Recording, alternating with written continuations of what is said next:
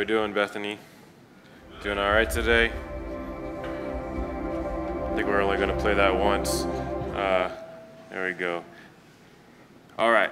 So, last week we began a series titled Courageous Faith, looking like the first 6 or so chapters of Joshua. And one of the things I challenged you with was to think about what God might be calling you to do and then to take that first step. And so I hope that in a room like this that some of you did that and God is leading you down the path of courage. And so what we're going to see today is Joshua. He took the first step last week, and this week we're going to see him take another step. And so today your challenge may be to take the next step, to take another step, and it may be an easier step, it may be a harder step, I don't know, but the step that Joshua takes today is a step that he knew God was going to call him to take. In Joshua chapter 1, God tells him that he's going to lead the Israelites across the Jordan River into the promised land. And so that's where they come to today. He follows God's direction. He comes to the edge of the Jordan River, but there's a problem. There's a Jordan River. And that Jordan River is an obstacle to what God has called Joshua to do. So Joshua is at the edge of the Jordan River with what some scholars believe 2.5 million Israelites. And there's no bridge. The river's still there. I don't know what they thought was going to happen, but they get there and it's there. And so you have to just think through, what if you were there and you come to the edge of a river that God tells you to go across, but there's no way that you're going to cross it. For Joshua to say, hey guys, let's just go cross the river. God didn't tell us how, let's just go do it. That's suicide. They would have all died. Let me explain. The Jordan River, during most of the year in Joshua's day, was 3 to 10 feet deep and 100 feet wide.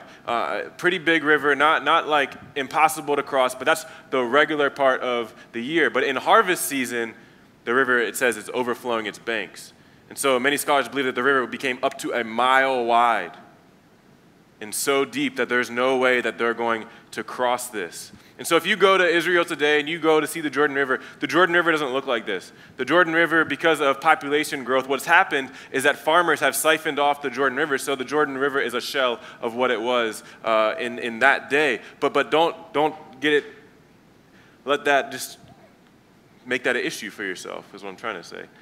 Don't let that be something that you're like, oh, I see they could have just crossed that. No. The Jordan River was something that was impossible without God's intervention for them to cross. So I want you to just imagine being an Israelite. Imagine, like, maybe you can relate to something God's called you to do in your life, but you get to an obstacle and you're like, God, I don't know how you're going to do this. I know you've called me to go there, but I don't know how you're going to work this out. I don't know what you're going to do, but the question that you have to wrestle through is, are you going to trust God when he leads you to a new place? Are you going to trust him? And think about this, 2.5 million Israelites, that means it's entire families. And so your kids are there. And your kids are watching you. And your kids are seeing, are you going to be courageous or not? Because here's what happened. 40 years before, the Israelites were called to do something courageous, and the Israelites backed away. They said, no. It's too scary. The people in Canaan are too big, and they're too great, and we can't do this. They didn't have any courage. Their parents and their grandparents had no courage. And they because of that, what they said is, would it not have been better for us to go back to Egypt? And you guys know, who knows what Israelites were in Egypt? Slaves. So they'd rather go back into something that's familiar, slavery in Egypt, than to press forward into what God was calling them to do. And so that's what was modeled for them. When these little children are now grown up, they saw their parents being called to take a step of faith, and their parents backed away.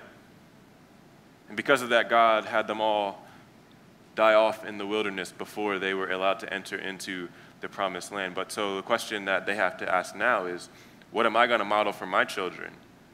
Am I going to model courageous faith for my children, or am I going to back away like my parents did? Am I going to raise functional atheists? You know, most people here, most of you have kids, you'll say, I believe in God, but the question is, do your kids believe that you believe in God? Because when you encounter obstacles, what do you say about them?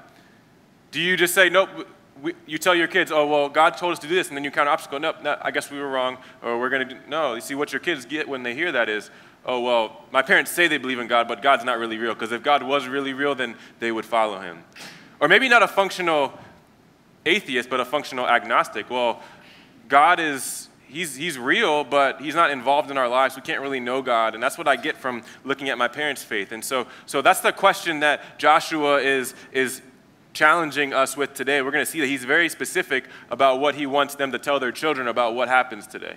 And we'll see that at the end of the text. But the main idea of today's message is that we can trust God when he leads us to new places. We can trust God when he leads us to new places. How many of you know that it takes courage to follow God to a new place?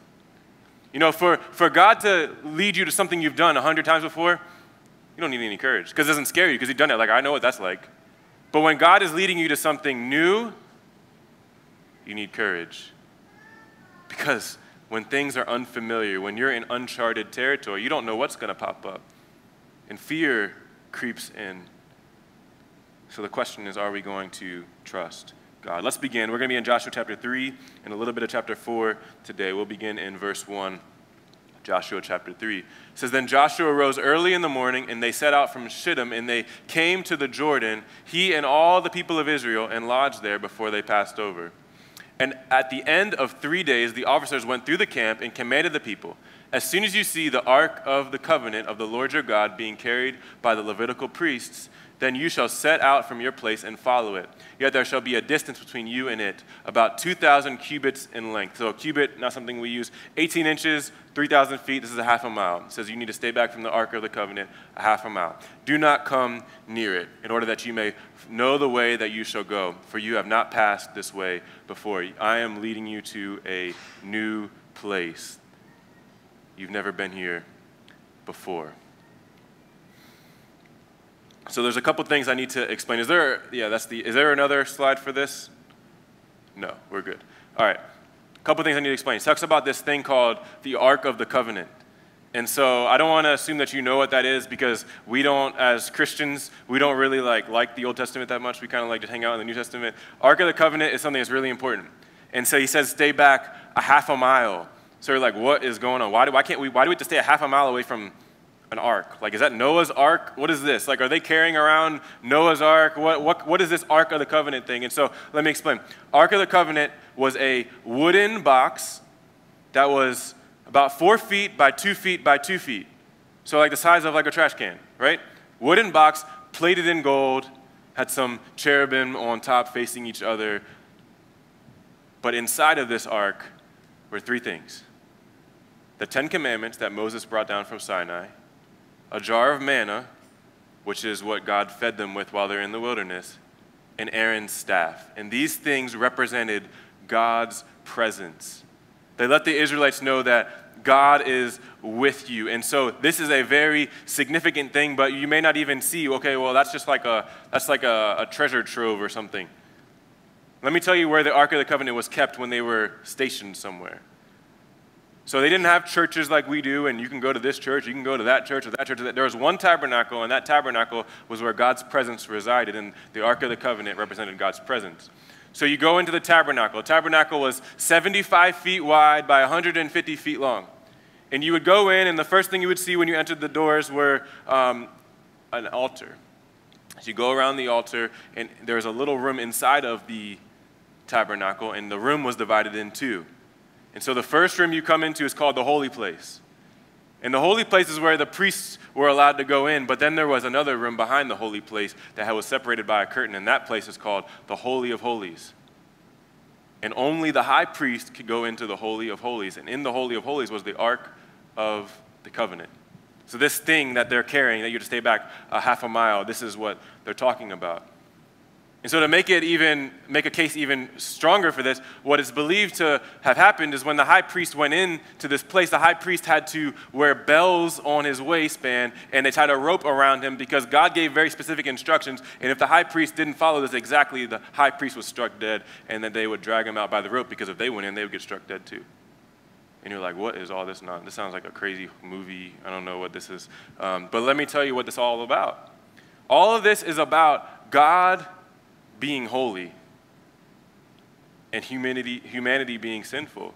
And so God created a way for humans to be in relationship with him even before Jesus came to earth. And so the day that the high priest went into the Holy of Holies, he only did it once a year, was called Yom Kippur, right? You guys know what that is because if you go to public school, you get a day off, right? So maybe you don't know what it is, but it's on the calendar. So the high priest would go in there. He had to do three things. He had to sacrifice a bull for his own family, for the sins of his family, because even the high priest sinned. And then they had to sacrifice a goat for the sins of all the people. And then there was another goat called the scapegoat. And this scapegoat had to be released, and that was appeasement or atonement for the sins of the people for the next year until that next Yom Kippur came. And without that, the people could not be in relationship with God because of their sin. But this is a way that God created for them to be in relationship through the shedding of blood. And so at the end of service today, we're going to have something called communion. And communion remembers that Jesus was our high priest, and Jesus' blood was shed once and for all so that there's no more sacrifices, so that we can be in relationship with God. And so I love how when we look at the Old Testament with the lens of the New Testament, we see Jesus. And we love Jesus because of this. But so back to the story. They're carrying this Ark of the Covenant. And so, sometimes we get things messed up. And so if they're carrying this Ark of the Covenant, you're like, well, maybe they're like, hey, God, let's go. Tapping on the Ark. So glad you're with us, God. No. This thing was covered. They couldn't even see it. It was covered with goat skins. Whenever they were transporting it, they had to cover it. So, if you can't go into the Holy of Holies, then of course you can't just look at it, and then you just stay half a mile back. So the picture here is that we don't treat God casually because God is holy. God is righteous. There is no sin in God. So God is so different than us, so set apart from us that we keep our distance out of respect. And that's what is being shown here. So the ark tells them, the ark is a symbol to them that God is leading them and that God is a holy God. And we pick up in verse 5 and we get a verse that was the one that stood out to me the most as I studied this text. It says, Then Joshua said to the people, consecrate yourselves, for tomorrow the Lord will do wonders among you. And he uses this word, consecrate yourselves. And it's a word I'm like, man, that's like a word. I don't like those big words. I like simple language. But this word consecrate means to set apart, to dedicate. In Hebrew, it's the word kadosh.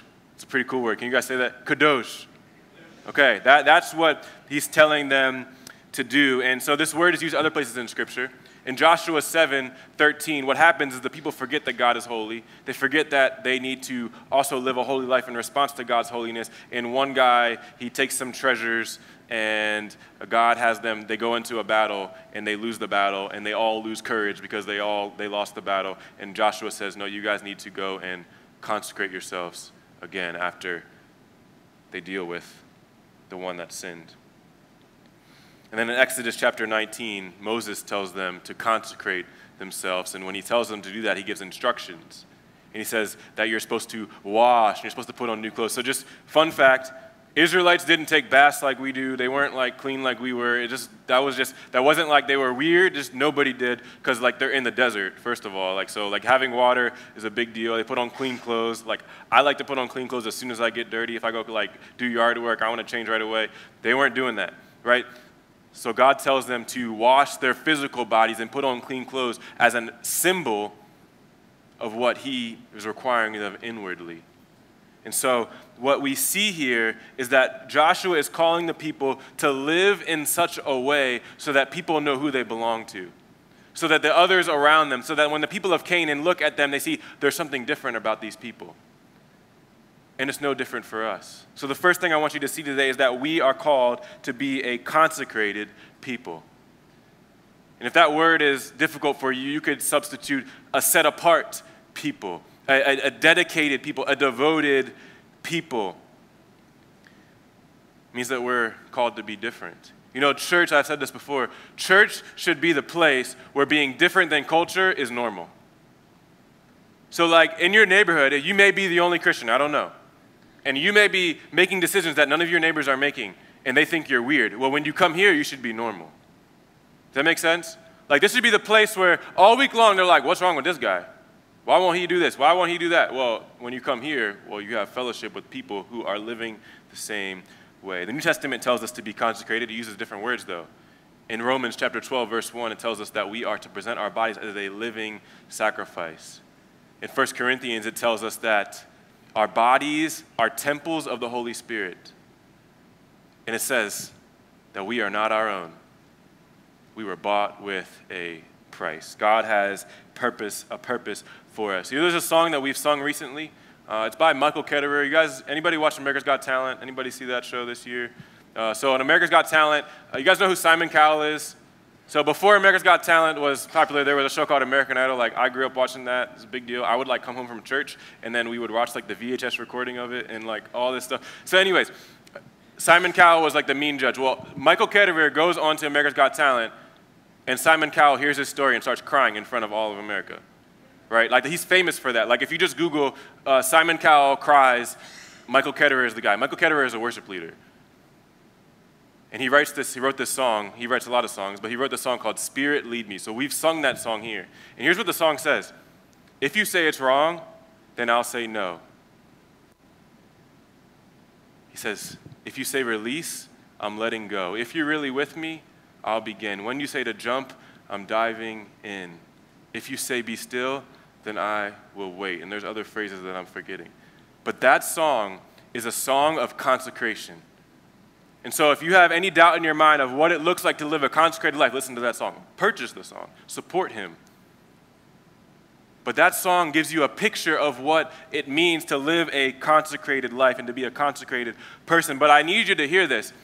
The call to be consecrated is not a call just to try harder. Right? So sometimes you hear pastors and they're preaching and you hear, well, stop doing this, start doing this. You just hear that as, oh, I need to do that in my own effort and I need to start trying harder and I need to stop doing, no. Listen, fully believe that we are saved by the grace of God. But I also fully believe that we are transformed by the grace of God. The same grace of God that saves us is the same grace of God that transforms us. God gives us his grace to enable us to make changes in our life so that we become what he already has said we are. When we come to Christ, we are what the Bible calls justified. We are declared righteous, but that begins a process of being sanctified, which is becoming what God has already declared us to be. It's a lifelong process. We don't change in an instant, but God gives us the grace to change at the speed that he is calling us to change. You know, when Jesus encounters the woman caught in adultery, he says, your sins are forgiven. But then he says, go and sin no more. And he's not telling her to do something she can't do. He gave him his grace. He gave her his grace, but he also gave her his grace to change.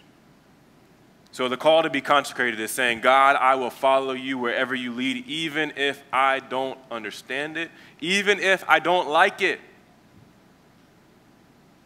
God doesn't ask you if you like what he says, but he calls you to follow it. And oftentimes, the call to be consecrated isn't a call to a physical place. Sometimes it's like God will say, I want you to be consecrated to go be a missionary in Africa or in China, right? He does that. But oftentimes, more often for most of us, it's a call to put to death the sin that's in our life. So if you read some other translations, it'll say, instead of saying consecrate yourself, it'll say purify yourself. And so they focus on the aspect of the putting to death of the sin. There's also the aspect of following God wherever he leads. It's a holistic devotion to God. And so the question we have to ask is, well, why do we fail to do this?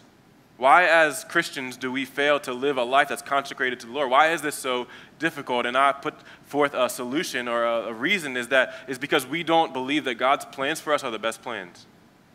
Deep down, we don't believe that. Like, we may say it, we may be able to read it and say that's true, but we don't believe that when God says this is what's best for you, that that's true. And so here's a question I want you to ask yourself. It's your first next step. Is there an area of my life that's not consecrated to the Lord? Is there an area of my life that is not consecrated to the Lord? What I mean Is there something that you would say, God, you can have access to all these areas of my life, but this area, don't touch that. That's mine. What is that for you? Most of us have something. And I ask you this not because I'm trying to make you feel guilty, I'm not trying to make you feel worse when you came in. I ask you this because I care about you, because I believe that God's plans are the best plans for you. And that area that you're afraid to let him into is an area that he wants to transform. You already received your call to be consecrated. You don't need me up here telling you that. I'm reminding you of that. When you came to Christ, you said, if you were baptized here, the last thing you said, we asked you 3 questions.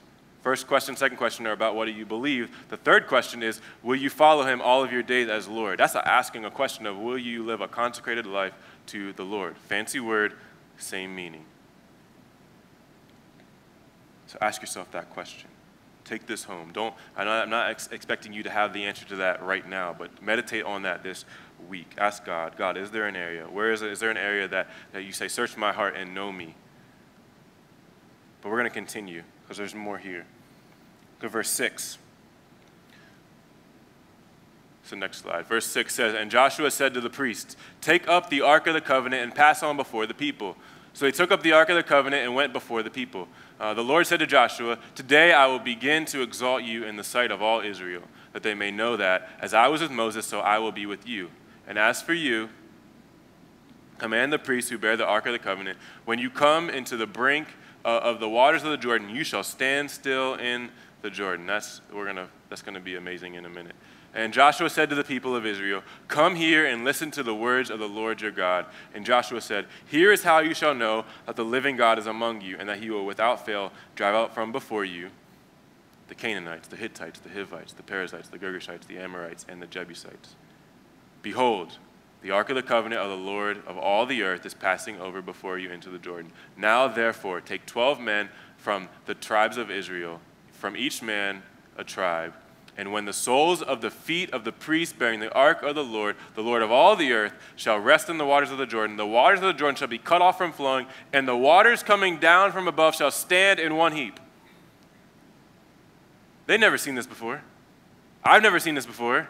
I see it in a movie, I can picture it, I could try to recreate it in a bathtub or something, but this is not something that I've seen before. And so when I read this, it's something that we have to really try to put ourselves there to get a picture of how spectacular it is. But the second thing I want you to see today is that God is able to remove obstacles keeping us from where he's leading. So in chapter 1, God tells Joshua his plan. He says, I'm going to lead you to lead the people across the Jordan. No details. That's scary. When God tells me and leads me to do something, he doesn't tell me the details. Even when I'm just reading my Bible and tells me to do something, well, I like step by step. Tell me the 10 steps to do that. Joshua doesn't get that in the beginning, but he walks with God, and eventually God tells him, okay, this is how this is going to happen. But it's a strange plan. When they cross over the Jordan, right, get this, they're in the promised land. They don't have to go to Jericho to be in the promised land. As soon as they cross over the Jordan River, they're in the promised land, and there are people on the other side that want to kill them. Right? There's a mile distance, so they don't have awesome weapons like we have today, so they weren't going to shoot a mile over. But as soon as they cross over, they're in danger. And so if I'm making the plan, I'm like, all right, send the warriors over first. Have them all their first century, before 2000 BC machine guns. Have them take all that over, some swords and some bow and arrows with some fire and whatever you're going to need, some bombs. Take them first so that we can kill all those people. But God says, send the priests first. And I don't know about you, but I don't think of a priest as a tough guy. Right? I think of the priest as somebody that prays a lot and man of God, all that. Great stuff, great people, but not people that are fighting. But anyways, they go and he says, as soon as the soles of their feet touch the waters are going to stand up in one heap. It's crazy.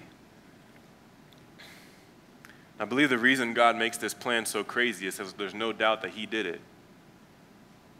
And so you may have encountered some things in your life where God does something in a way that is unexplainable, and then we try to explain it. Don't do that. Don't do that. Just say, God did it, and make it so that he's the hero. because he is. And what we try to do is use our logic to say, well, this happened, well, the wind blew, and there must have been a strong wind, and by coincidence, the waters went back, and it's going to go back 20 miles, by the way. So like that's really hard to say. So God really makes it so that they would look foolish to try to make it sound like nature did this. But we'll see what happens. But what I want you to see is that consecrated people follow God to new places. If you consecrate yourself to the Lord and you say, God, lead me and I will follow, he's going to lead you to new places. But when he leads you to new places, it doesn't mean there's not going to be any obstacles. In fact, almost every time there's going to be obstacles that you encounter. And those obstacles are opportunities for you to display courage in following the Lord. So I thought about some instances in my life where I've seen this. And so I just was like, which one am I going to share? So I was asking my wife, and we were like, well, November is Adoption Awareness Month. So let me tell you about the obstacles, some of the obstacles. My wife has a whole, journals about the obstacles, but let me just tell you a few of the obstacles that came when God told us to adopt our son. So my wife was teaching at a school in Fulton, and my son, who is adopted now, was in 2nd grade. And she met this kid, and he was really struggling, getting put into isolation rooms and all this stuff at school. And she's like, man, I feel like God's telling me to be his mom. And I was like, what are you talking about? So first obstacle, me, right? But then I go to a conference, and God tells me that, okay, when God brings a kid across your path, you're supposed to do it. So here's what happens. God has the person that he's living with, the foster mom, kick him out over something stupid. And so we find out about that, and we say, well, let's get the caseworker's number and call. So she calls the caseworker, and they're like, well, it sounds like this would be really good, but you have to go get approved. And we're like, oh, what does that mean? So we go to the place in Baltimore to get trained, and they say, well, actually, this summer, we're switching over classes. So unless you're family, you have to wait until September. So this is like March. You have to wait till September to go through training. And we're like, that's not going to work. They're not going to let him stay in foster care. So we had to really think through. Do we believe that God can remove obstacles if he told us to do something? And so I said, that's not going to work. We believe that we're the best home for this child. So I need to talk to your supervisor. And so the supervisor comes, and I said, hey, they're telling us that we have to wait till September to go through training that's available right now, but because we're not family, we can't go. So we said, would you treat us as family? Because we are the best family for this child. This child has been from home to home to home to home. And so will you let us do this? And they think about it, and they said, sure, sign up. First obstacle averted. We go through the training. During the training, if you were here at the time, you heard this, we get a phone call, hey, we just want to let you know to prepare yourselves. We have a family that wants to adopt Thomas, and they're going to be meeting with him tomorrow, and if they want to go ahead, we're going to let them do it. I said, well, we believe we're the best family, so we're going to pray that God would bring him into our family. So he meets. The next day they call us. So they didn't go well. So if you want this kid, then he's yours. Basically, we'll hold off. So here's what happens. That's another obstacle averted. Then we go, and we have to get physicals. And so my wife's doctor is out of the country for 2 months. And so we have to go find another doctor, and guess what? We go to the doctor, and they're the form, and they're like, I can't sign that. There's something like, are you well enough to be a parent? And they're like, I can't sign that, I don't know you. She's like, what are you talking about? Just examine me and sign the paper. And so we literally she had to go back 3 times and argue with the doctor, all this stuff, to get this approved, because if we don't get this approved, then we just don't, we're not an approved home. He can't come live with us.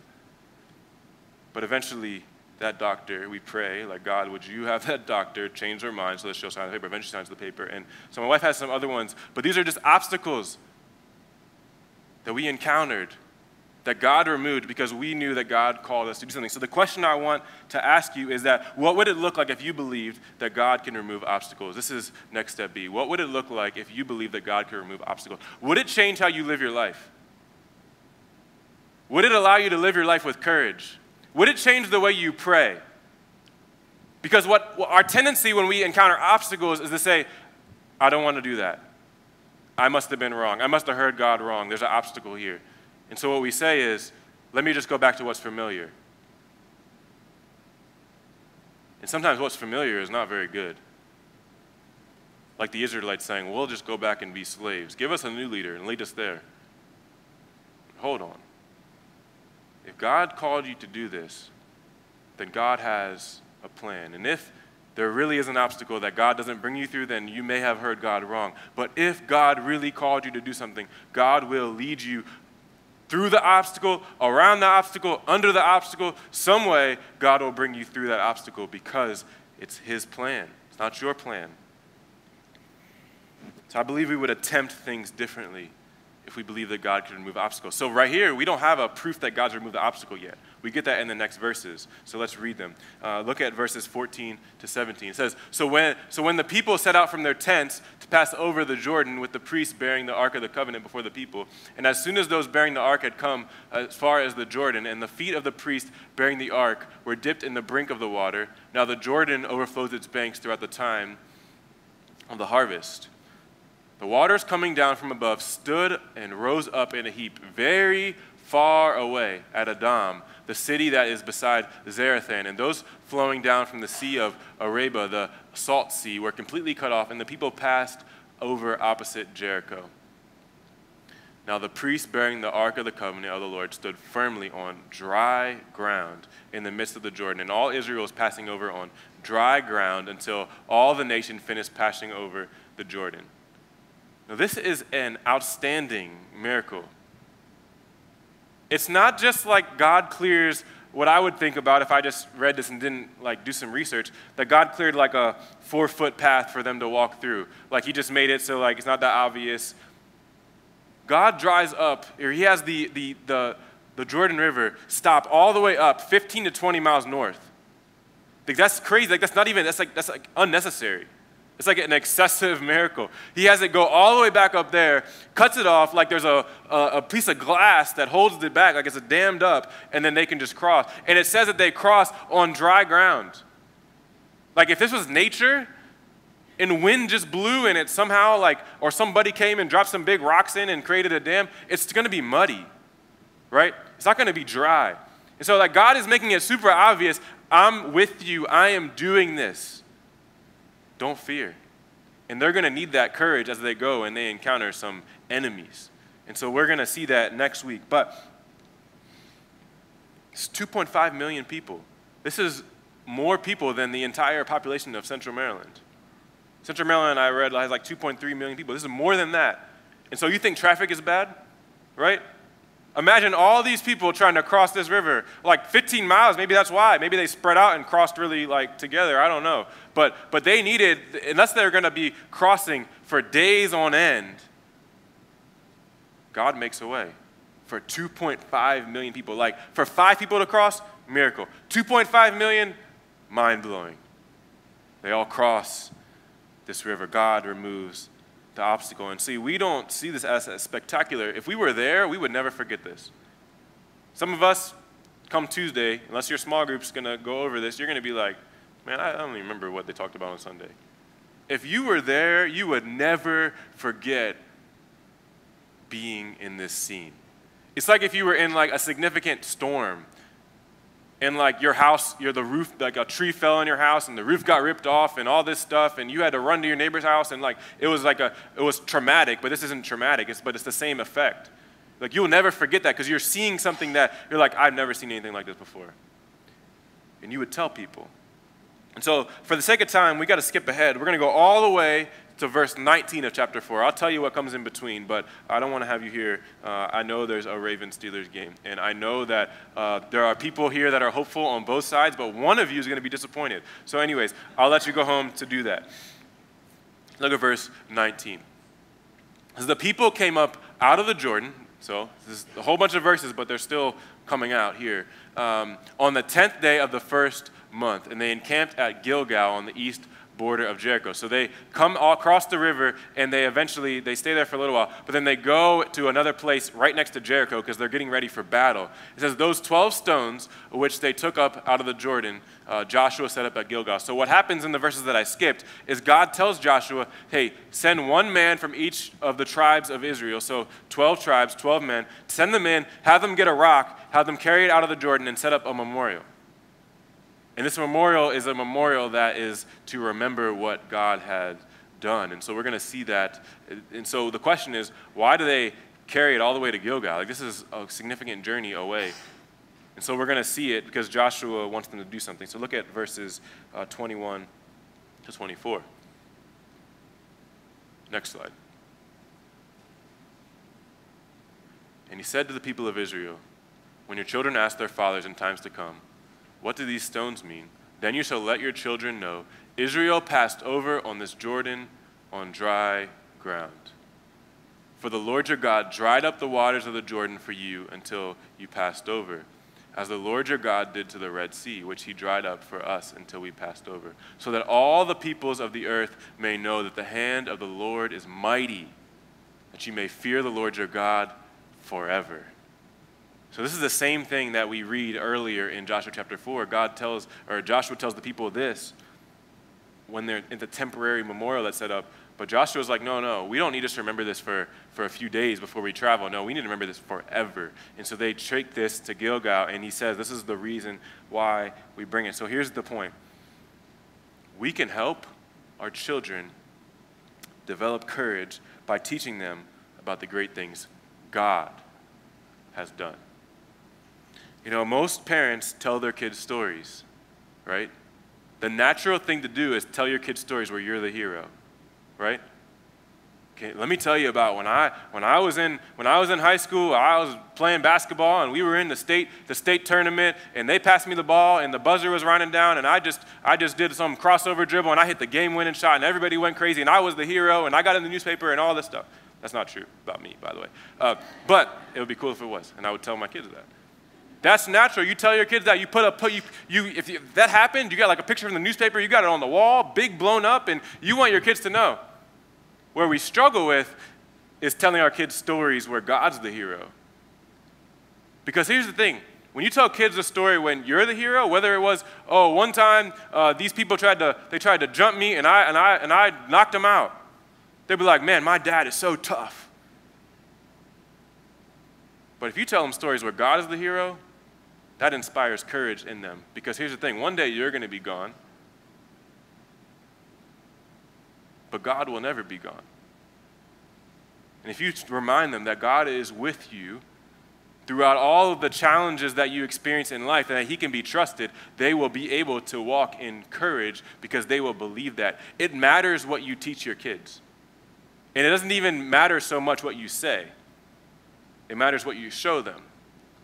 And so if you model for your kids that God can't be trusted, then that's what they're going to learn. And they're going to grow up believing that God can't be trusted. But if you model that God can be trusted, even in the midst of significant challenges, then they will likely grow up believing that. You know, I also see a missional aspect to this. I see a missional aspect to this. He says in the last verse of chapter 4, he says, so that, the purpose of this is so that all the peoples of the earth may know that the hand of the Lord your God is mighty and that they may fear the Lord forever. Joshua knows that for all the peoples of the earth to know this, it can't just be about them telling it. But that as time goes on, they tell their children, they tell their children's children, and they develop relationships and things like that. As that goes on, this message gets out because it multiplies from generation to generation. The key to passing on your faith is the next generation. You pass it on to the next generation. They pass it on to the next generation. And this doesn't even have to be in blood children. This can be with other people. This can be you have spiritual children that you pass on your faith to, and they pass it on to others. But the question I want to give you, the last question for today is, how am I doing with passing on my faith? How am I doing with passing on my faith? Ask yourself that question this week. Meditate on that question. How am I doing with that? And so I realized that as I asked that question, some of you are feeling guilty. Some of you are, man, I've set a really bad example for my kids. That if my kids look at my life, my kids see that I don't really believe in God. I say I believe in God. I take them to church, but I don't really believe because whenever something comes up in my life, I don't show them that you can trust God. I have good news. Remember how I told you about that special day, Yom Kippur? And there's only one person that can go into the Holy of Holies, and only one person that could offer the sacrifice. The high priest. Well, the Bible teaches in Hebrews chapter 4 that Jesus is our new high priest. Let me show you. Hebrews chapter 4, verses 14 to 16. It says, "Since then we have a great high priest who has passed through the heavens, Jesus, the Son of God. Let us hold fast our confession. For we do not have a high priest who is unable to sympathize with our weaknesses, but one who in every respect has been tempted as we are, yet without sin. Let us then with confidence, with boldness, draw near to the throne of grace, that we may receive mercy and find grace to help in time of need." Even if you have, for the entirety of your children's life, lived a life that shows them that God's not real, that you don't really believe in God, they've heard you do things, say things, they've watched you do things that are ungodly, you can go to God for mercy and grace because of what Jesus did on the cross. You know, what if your prayer says to look something like this? God, I realize that passing on my faith is my responsibility. But I failed at this. Help me to live in such a way that my children see that my faith is real. Help me to model for them courage. Help me to ask for forgiveness when I need to, so that through me, they know you. And I believe God will hear that prayer and that he will give you the help that you need in your time of need. So I encourage you to do that. And I'm going to invite the worship team up, and we're going to close by remembering this. I think it's very important that we don't let Jesus' cross become stale, that it doesn't become something that we don't relish and cherish, and something that we, when we sing that song, Jesus, we love you, that when we sing that, that's a genuine thing. And oftentimes we forget that, no, like, there's wickedness in me. And even if God is growing me in sanctification, he's growing me in my set-apartedness, but there's more work to be done. But thank God for Jesus. So we're going to close today by remembering this great high priest. We're going to do this through the Lord's table, through what we call communion, and we're going to remember how this great high priest, he lived a sinless life. That passage says he was tempted in every way. It wasn't that he wasn't tempted, it's that he overcame those temptations. And he died on a cross, a brutal death, to give us access to the Father, to forgive us of our sins. And then 3 days later, he rose from the grave. He triumphed over sin and death, and he did that. And when he did that, he gave us the ability to live a life that's pleasing to God. He doesn't just forgive us of our sins. He gives us the power to overcome our sins. He gives us the power to break the chains through his grace. And so I'm going to invite the deacons to come forward as we begin to pass out these elements. But I want you to take this time. Take this time, and I'll use the word, consecrate yourself to the Lord. You know, say, God, there's something in my life. If there's sin that you need to confess, confess it. If there's something that God's been calling you to do and you've been saying, no, I don't want you in that area of my life, give it to him. Surrender it to him. Say, God, you have access into this area. And so we're going to pass these out. If you're here and you are a believer in Jesus Christ, you're welcome to partake of the elements. If you're not, it's my prayer that today would be a day that you would consider whether the claims that Christ made are true. I'd love to talk with you about that. If that's where you are, on your Connect card, you can check off a box for beginning a relationship with Jesus Christ, and I'd love to meet with you this week. But let me pass